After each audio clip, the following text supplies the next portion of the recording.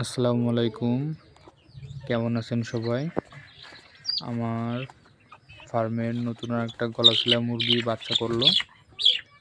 মাশাআল্লাহ, বাচ্চাগুলো বেশ সুন্দর। আজ সকালবেলা বাচ্চাগুলো হয়েছে, এখনো একদম ছোট বাচ্চা।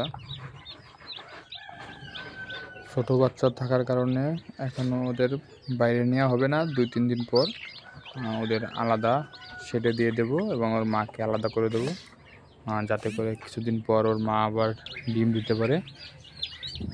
কারণ বাচ্চার জন্য আমার আলাদা ঘর করা আছে, ওইখানে বাচ্চা ফুটলে সব ওইখানেই নিয়ে যাওয়া হয়। মাশাআল্লাহ, অনেক ছটফটে বাচ্চাগুলো।